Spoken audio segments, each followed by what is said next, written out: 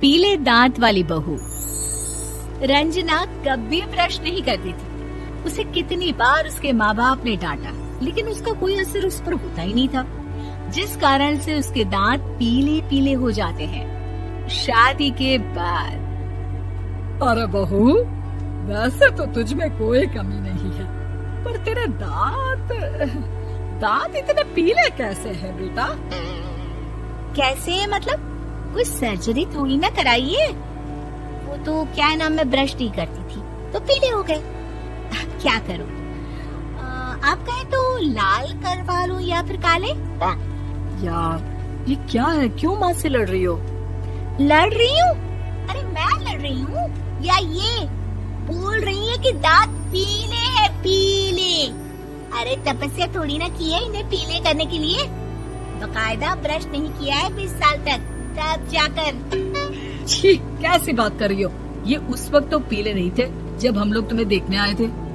अरे तब साफ करवा लिया होगा डेंटिस्ट के पास जाकर। अब देखो कैसे पीले पीले लग रहे हैं।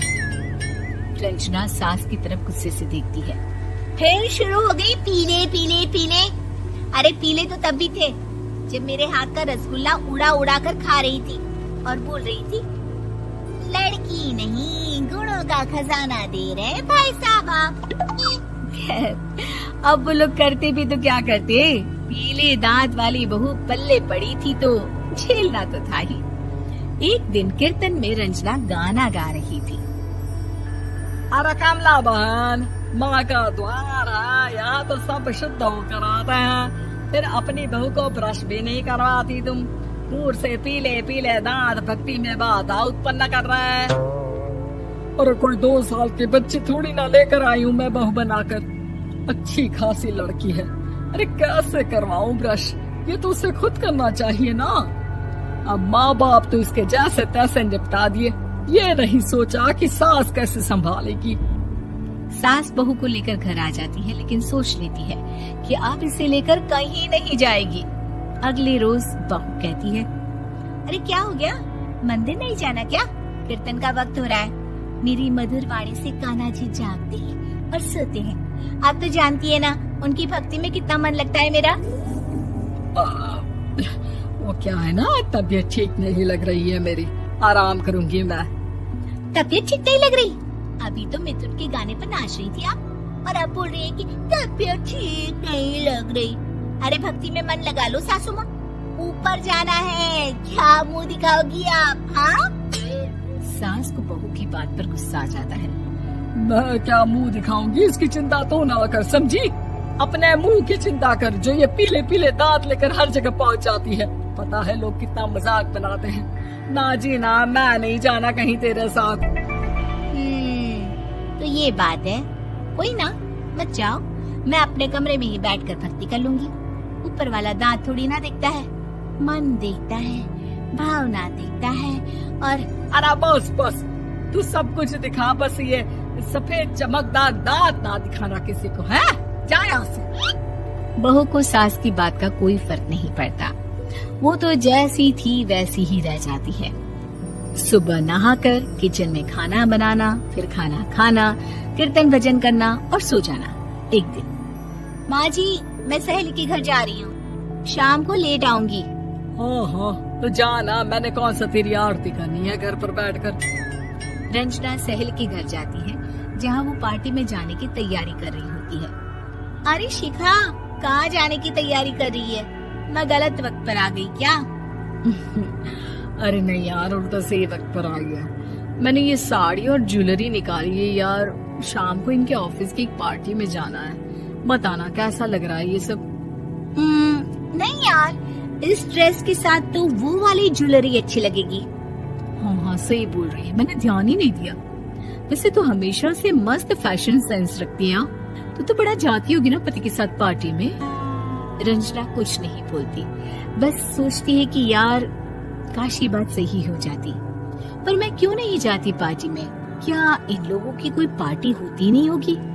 रंजना घर आती है और रात में पति से सवाल करती है, एक बात बताइए, आप मुझे किसी पार्टी में क्यों नहीं ले जाते?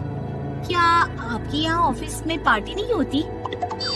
पति बेचारा क्या कहता कि दांत पीले हैं तुम्हारे इसलिए। अरे कोई पार्टी होती नहीं हम लोगों के ऑफिस में, तो कहाँ से लेकर जाऊं? और मार्केट, मॉल, कहीं वीकेंड घूमना, कहीं तो। अरे यार सारे हफ्ते में एक छुट्टी मिलती है, तो सोचता हूँ कि आराम ही कर लूं। क्यों? रंजना मन मार के रह जाती है। पहले कभी सास के साथ मंदिर जाया करती थी, लेकिन वो भी सास ने ले जाना बंद कर दिया। घर बैठी बैठी रंजना बोर हो जाती है। तभी उसे आइडिया आता है और वो मायके जाने का सोचती है। सासू माँ, 2 दिनों के लिए मम्मी के घर जा रही हूँ। अच्छा ठीक है, आराम से जा। और हाँ, माँ से कुछ अच्छी आदत सीख कर आना कि कैसे शरीर के हर भाग की तरह दांतों की सफाई भी जरूरी होती है, समझी? शुरू हो गई ना आप। वो लोग आपकी तरह नहीं है कि छोटी छोटी बात का बतंगड़ बना दे। उन लोगों के लिए मैं मायने रखती हूँ, ना कि मेरे पीले पीले दांत। रंजना माँ को बिना बताए उन लोगों को सरप्राइज देती है, लेकिन जैसे ही वो दरवाजे पर पहुँचती है, अंदर देखती है कि घर वाले कहीं जा रहे होते हैं। अब माँ, काश रंजना दीदी के दांतों वाली प्रॉब्लम नहीं होती, तो वो भी हम लोगों के साथ चलती ना बुआ जी की बेटी की शादी में। हाँ बेटा, लेकिन अब उसे कौन समझाए कि उसको उसके पीले दांत नहीं दिखते, लेकिन उसके आसपास के लोगों को कितना एम्बैरेसिंग फील कराते हैं। मुझे तो कितनी बार उसके स्कूल की टीचर ने शिकायत की कि उसके साथ कोई लड़की बैठना भी नहीं चाहती, और ना ही कॉलेज में कोई उससे बात करना चाहता था। लेकिन पता नहीं क्यों उसे ये बात समझ में ही नहीं आती। कोई कमी नहीं है उस लड़की में, बस यही कि दांत पीले हैं। वो तो भला हो जीजा जी और उनकी माँ का, जो दीदी को जैसी है वैसे ही रखा हुआ है। रंजना को अपने घर वालों की बात सुनकर बहुत दुख होता है। वो सोचती है कि वो क्या करे, लेकिन फिर वो सीधा डेंटिस्ट के पास जाती है, अपने दांत चमकाती है और कसम खाती है कि वो रोज ब्रश करेगी। अरे क्या हो गया? तुम तो 2 दिनों के लिए गई थी ना। पर कोई ना, अच्छा है, चलो आ गई तो। रंजना सास के सामने आकर खड़ी हो जाती है और पूरी स्माइल करती है, उसके चमकदार दांतों को दिखाती हुई। चले मंदिर।